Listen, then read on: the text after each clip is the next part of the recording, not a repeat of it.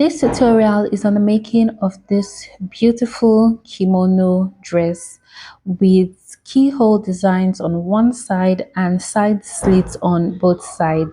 It's beginner friendly, it's very easy to make, and you can do this in record time, 30 minutes, 45 minutes tops.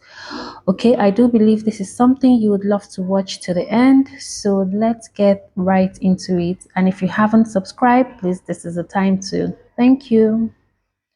I have my fabric on fold and I've marked out my starting line right here. So right now I'm just going to mark my neck width of 2.5 inches and my neck depth of 1.5 inches, and I'm going to just make this line visible. This fabric is on fold and we're cutting the back first because we're making use of the back to cut out the front fabric. So from here now I'm going to take my kimono sleeve length, and it's 21 inches. I'm coming down 1 inch for shoulder slope and I'm connecting it to my 2.5 inches mark. From here I'm coming down 10 inches, which is my sleeve opening, and this includes half an inch for joining the top and 1 inch for side seams. So this is me marking 10 inches.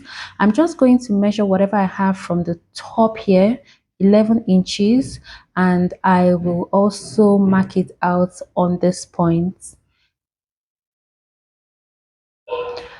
I'm going to square this out right now.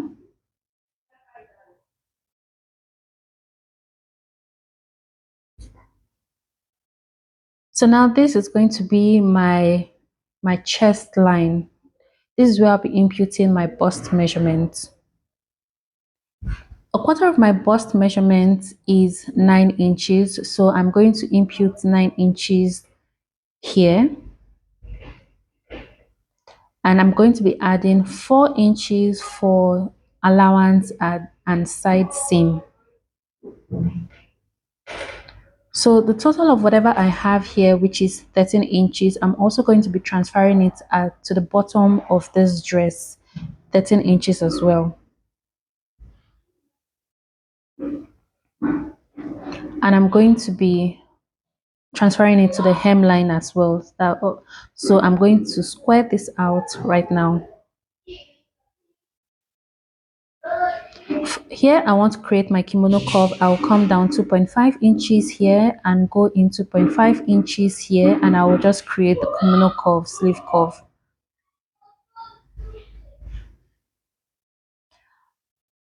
I'm just imputing what I have here, 21 inches mark for my sleeve opening.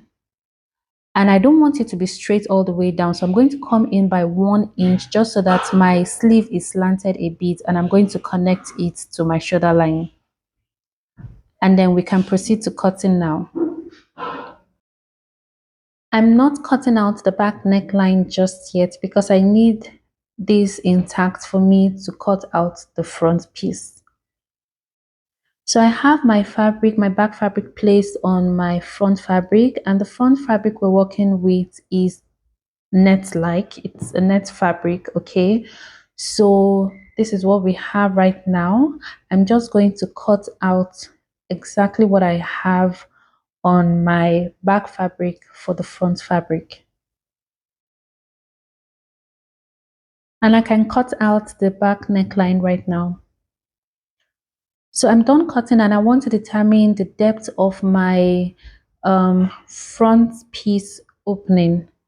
And I want this to be, recollect the back neckline is cut out by 1.5. So I want the front opening to be 7.5 inches. I'm just marking 7.5 inches here. And I'm going to take out the back piece so that I can connect the front depth to the neck, the front neck width. So this kimono dress is going to have side slits, and I'm just measuring about 7 inches from the top to the bottom, and this is where all my stitching is going to end for my slit opening. And I'm going an extra mile to just notch this here. If you've watched up to this point, please don't forget to like, share, and subscribe. Thank you. So I'm just going to take this out now so that we can work on our front piece.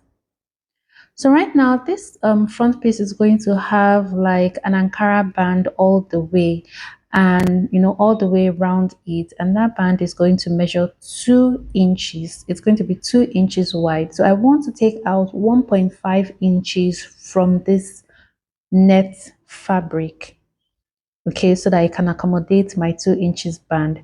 So I'm going to mark out 1.5 inches all the way to this point, and I will connect it to the neck width at the top.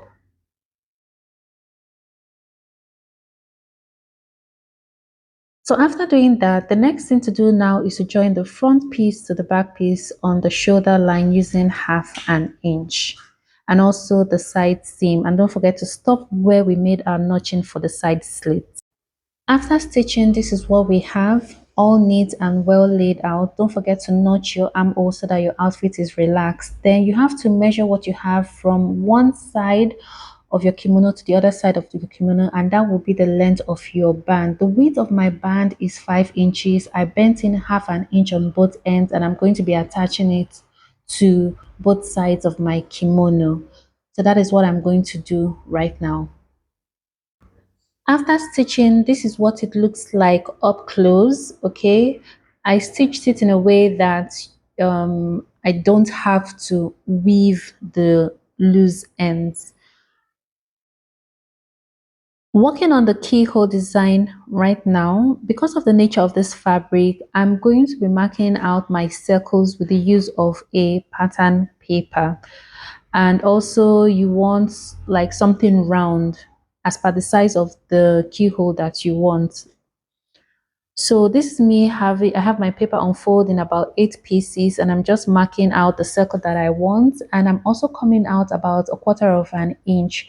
The circle inside is actually where I'll be sewing or stitching my bias. Okay, the circle outside is just a guide for me.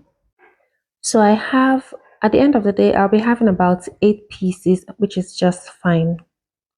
So now you have to flip your fabric on the wrong side. This is the right side and this is the wrong side of the fabric.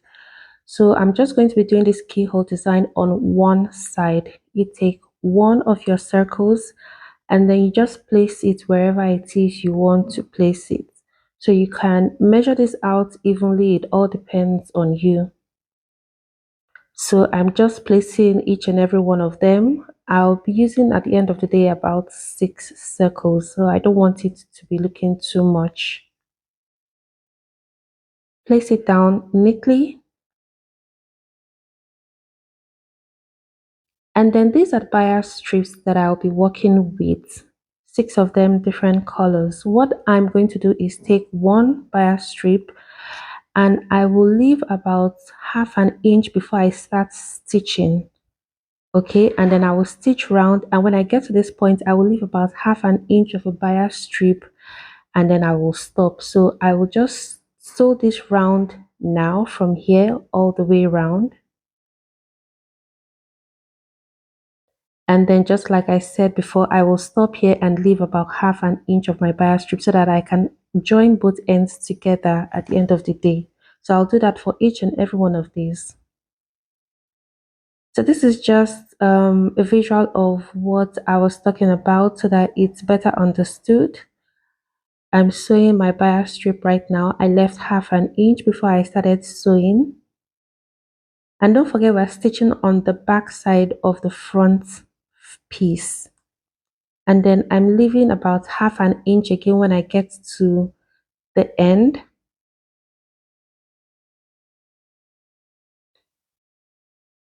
So I'm just going to cut this out right now, but I flipped it to the right side so that I can see my stitches better before cutting out my circle. And then I'm taking out all the excess papers that I don't need. So I have both 1/2 inch bias that I left. I'm just going to stitch this down and then I will trim off the excess. And then of course you have to notch so that you can flip your bias to the right side of your front fabric right now, and then I'm top stitching. And that's it, guys. That's how you go about creating your keyhole design. Do that for each and every piece that you need, and then you iron it out very flat with a good steam iron so that you get a very nice relaxed press. And these are what they look like. The yellow circle is actually fully ironed. That's why it looks different from the other ones. So thank you guys for watching, and that's the end of our tutorial. Till my next video. Bye bye.